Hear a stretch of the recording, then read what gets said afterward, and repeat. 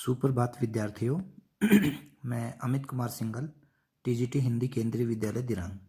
प्रिय विद्यार्थियों, हम लल्लद्देद द्वारा रचित वाक पढ़ रहे थे।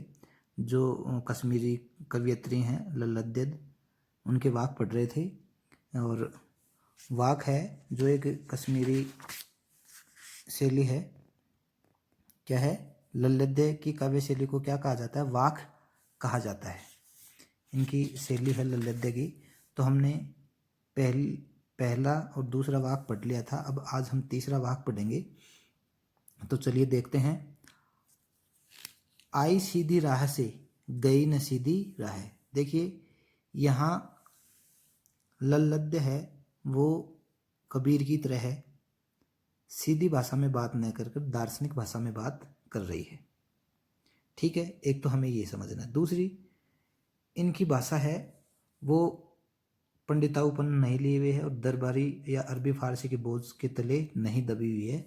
सहज और सीधी भाषा है जो हमें सहज रूप में ही समझ में आ जाती है। तो इस वजह से इनकी भाषा है कश्मीर की जनता की कंठहार बनी हुई है। तो देखिए, आई सीधी राह से गई न सीधी राह। कवित्री कहती कि मैं न तो सीधे रास्ते से आई और न सीधे रास्ते से गई, अर्थात मुक्ति का सहज रास्ता नहीं अपनाया। मुक्ति का क्या रास्ता नहीं अपनाया? सहज रास्ता नहीं अपनाया। देखिए, यहाँ गई न सीधी राह है, इससे क्या तात्पर्य है? इसका तात्पर्य है कि ईश्वर प्राप्ति के लिए कठिन मार्ग अपनाना यह सहज मार्ग न होकर हठ योग का टेढ़ा मार्ग है। सांसारिक छल छद्मों का रास्ता भी टेढ़ा है। सुषमा सेतु पर खड़ी थी। सुषमा सेतु का क्या अर्थ है? सुषमा सेतु का अर्थ है सुषमना नाड़ी रूपी पुल। सेतु क्या होता है? पुल, जो जोड़ता है, पुल है सुषमना नाड़ी रूपी पुल। हठयोग में शरीर के 3 प्रधान नाड़ियों में से एक नाड़ी सुषमना है। यह नासिका के मध्य भाग बाह्य रंध्र में स्थित है। नासिका है नाक, उसके मध्य भाग में बाह्य रंध्र में स्थित है। बीत गया दिन आह। बीत गया दिन आह से क्या मतलब है? बीत गया दिन आह से तात्पर्य है कि सारा जीवन व्यर्थ के कामों में ही बीत गया। कवयित्री स्थिति पर पछताती है। उसका जीवन क्या हो गया? व्यर्थ ही बीत गया, ऐसे ही बीत गया। जेब टटोली कोड़ी न पाई। जेब टटोलने का क्या से है? जब आत्मलोचन किया, विचार किया, मंथन किया।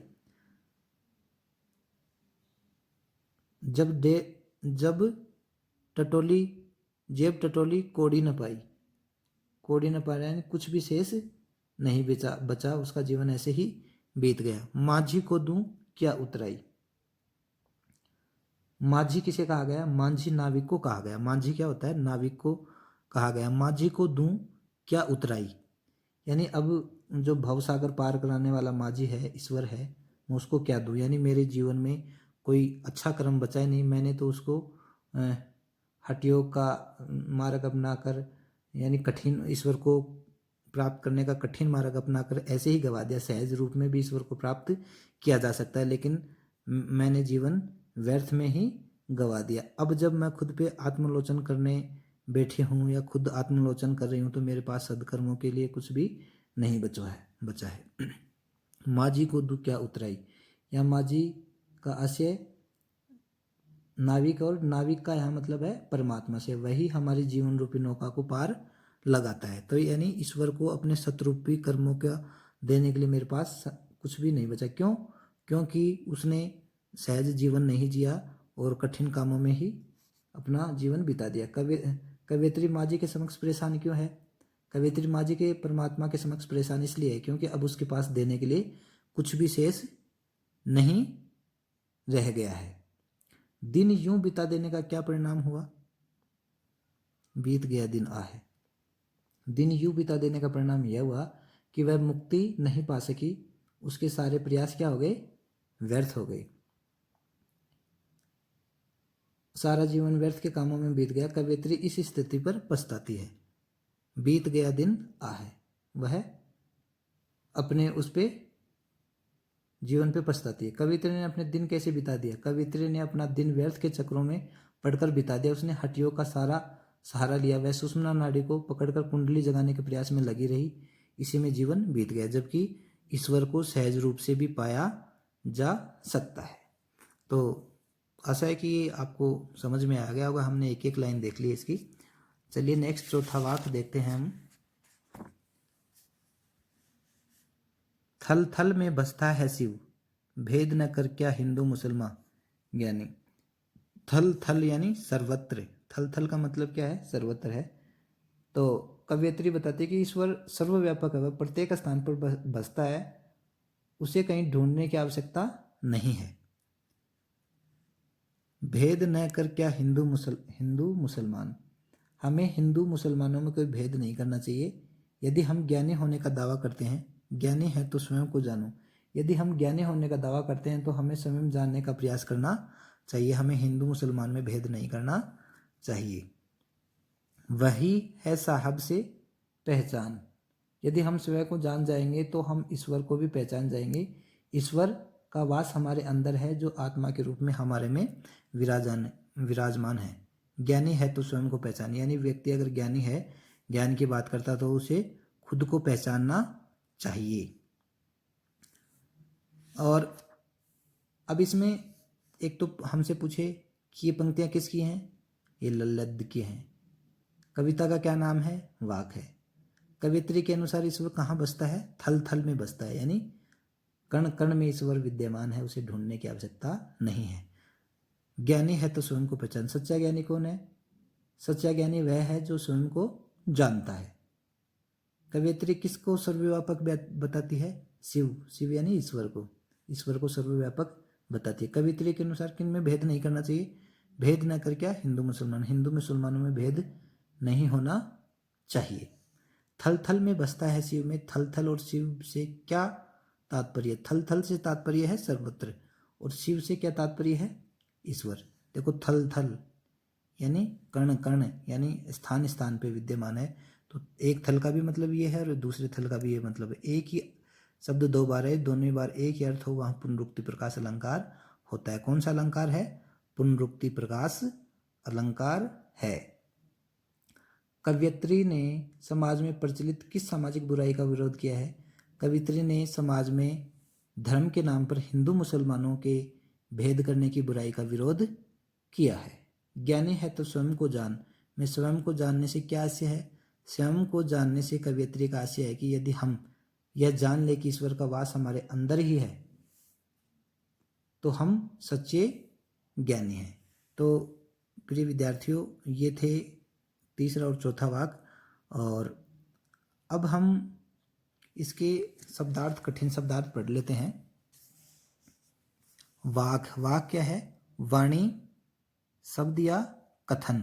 यह चार पंक्तियों से बद्ध कश्मीरी शैली की गेय रचना है। कच्चे सकोरे, कच्चे सकोरे यानी स्वाभाविक रूप से कमजोर।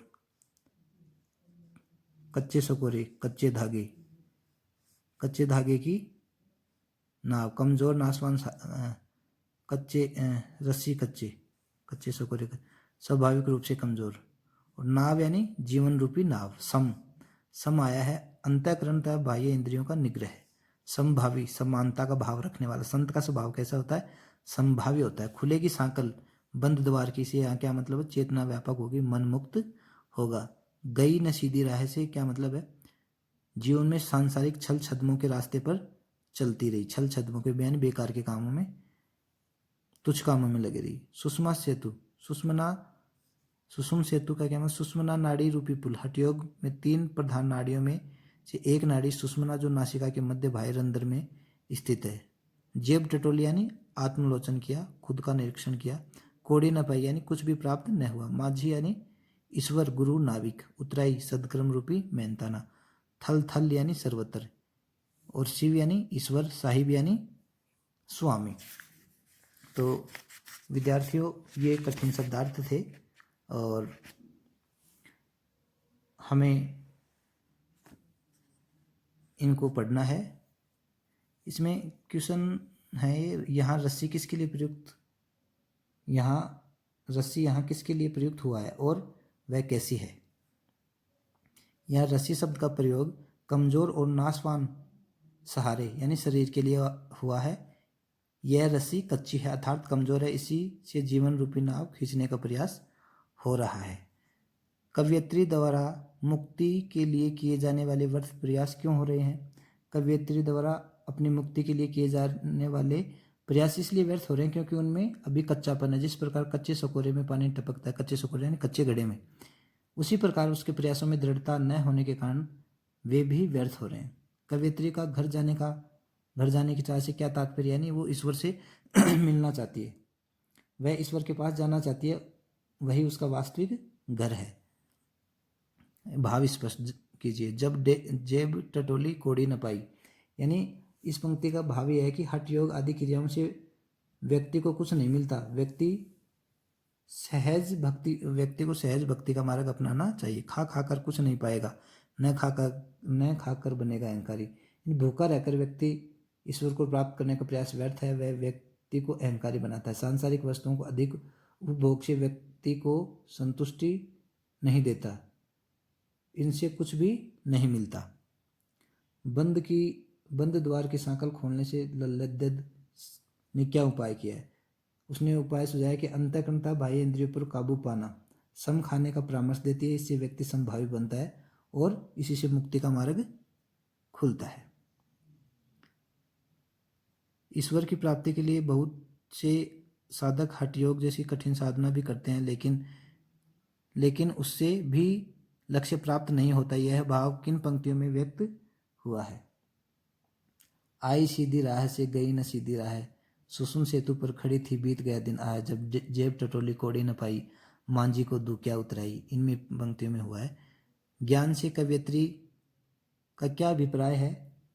ज्ञान से कवयित्री का अभिप्राय है आत्मा परमात्मा का ज्ञान होना, दोनों में अटूट संबंध होना। जो व्यक्ति इनके संबंध को जान लेता है वह ज्ञानी है। ज्ञानी व्यक्ति ही ईश्वर को पहचान कर पाता है, यानी खुद को जानना ही ज्ञानवान कहलाता है। तो विद्यार्थी ये पाठ था, हमने इनकी एक एक लाइन पढ़ी। आशा है कि आपको भी ये पाठ बहुत अच्छी तरीके से समझ में आएगा। आप इसको ध्यान से देखेंगे। धन्यवाद।